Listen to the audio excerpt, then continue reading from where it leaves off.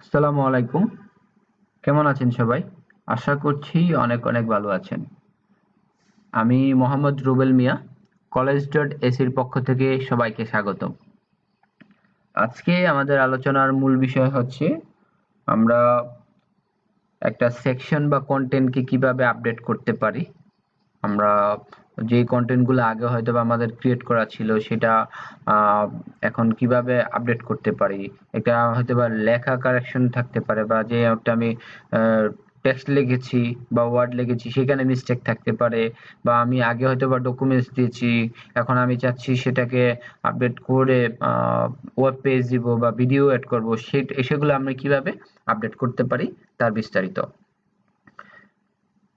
আমাদের আগের ভিডিওগুলোতে যদি আপনাদের কোনো সমস্যা থাকে বা বুঝতে অসুবিধা হয় তাহলে অবশ্যই আমাদের এলএমএস কোর্স ডেভেলপমেন্টের ডিসকাশন ফোরামে লিখবেন। সেখানে আমরা আপনাদের সমস্যাগুলো নিয়ে আলোচনা করব বা সমাধান দেওয়ার চেষ্টা করব ইনশাল্লাহ। তো এখন আমরা চলে আসছি আমাদের আজকের আলোচনার মূল বিষয়ে। সো তার জন্য আমরা আগে থেকেই আমাদের ই-লার্নিং মডিউল বা এলএমএস মডিউল বা অ্যাপসের মধ্যে চলে এসেছি।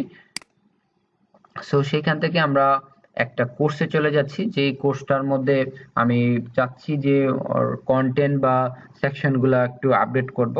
আমি এই টেস্ট কোর্সে কাজ করব, তার জন্য আমি টেস্ট কোর্সে ক্লিক করছি।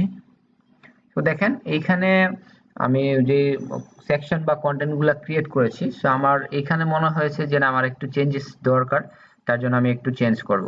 সো তার জন্য আমি এডিটে ক্লিক করছি। সো শুরুতে আমি যেই জিনিসটা আপডেট করতে চাই সেটা হচ্ছে যে আমি একটা সেকশনকে এডিট বা আপডেট করতে চাই। আমি চাচ্ছি যে ওভারভিউ যেটা আছে সেটা আমি এইভাবে না রেখে সেটাকে কোর্স ওভারভিউ করব। তাই আমি এটাতে ক্লিক করছি, নর্মালি একটা মাউসের বাম বাটন দিয়ে ক্লিক করছি।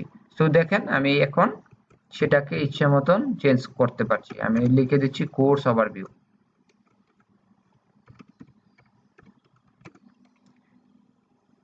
দেন আমি বাহিরে যে কোনো এক জায়গাতে ক্লিক করছি। দেখেন অটোমেটিকলি আমার কিন্তু সেটা আপডেট হয়ে গেছে। আগে ছিল হচ্ছে ওভারভিউ, এখন হচ্ছে কোর্স ওভারভিউ। সো এখন আমি চাচ্ছি যে না, আমি অন্য আরেকটা সেকশন না, আমি কন্টেন্টের মধ্যে আপডেট করব। সো এটাকে আমি আপডেট করছি। সাপোজ আমার এইখানে লেকচার 3 ছিল। সো লেকচার 3 সেটা আমরা না দিয়ে সেটার আমরা হয়তো বা অন্য আরেকটা নাম দিব। সো আমি এর জন্য এইটাতে ক্লিক করছি। দেখেন আমি নরমালি একটা ক্লিক করলাম। ক্লিক করার পর এখানে আমার লেকচার 3 ছিল, সেটা আমি চাচ্ছি সেটাকে আপডেট করে অন্য আরেকটা নাম দিব। সাপোজ আমি এখানে নাম দিচ্ছি লেকচার 4 বা এবিসি, হোয়াটএভার। সো যেই নামে আমি দিতে চাই না কেন, সো আমি দিয়ে সেভে ক্লিক করলে অটোমেটিকলি সেটা কিন্তু চেঞ্জেস হয়ে গেছে। দেখেন আগে ছিল লেকচার 3, এখন হয়ে গেছে লেকচার শুধু হচ্ছে এবিসি, মানে টাইটেলটা। তো আমি টাইটেল চেঞ্জ করা হয়ে গেল। পাশাপাশি আমি চাচ্ছি যে না, এখানে টাইটেলের পাশাপাশি আমি টাইপটাকেও চেঞ্জ করব। সো আমি আবারও ক্লিক করছি এটাতে। দেখেন এখানে ভিডিও আছে, আমি এখন চাচ্ছি সেটাকে চেঞ্জ করে ওয়েব পেজ দিব। তাহলে আমি টাইপটা এখানে ক্লিক করলেই হয়ে যাচ্ছে।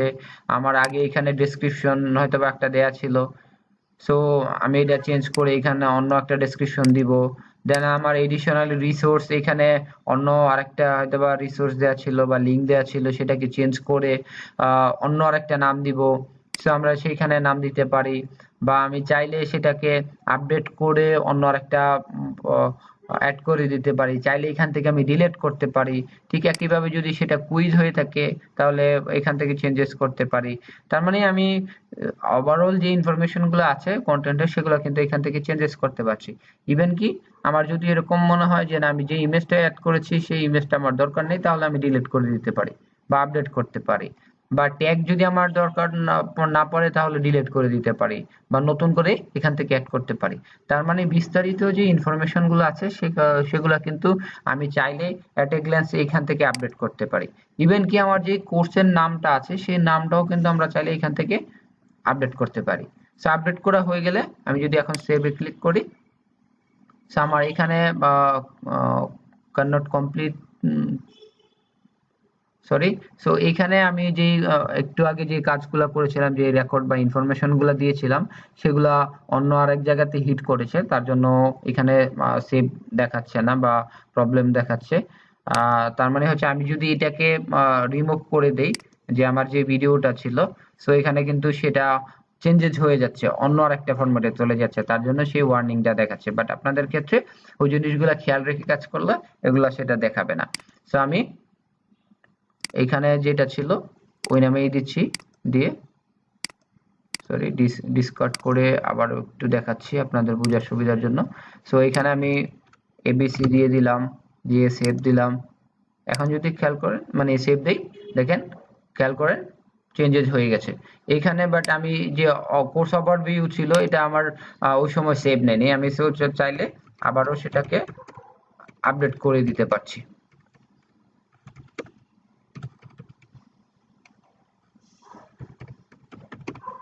দিয়ে আমি যদি সেভে ক্লিক করি, তাহলে কিন্তু সেভ হয়ে গেছে।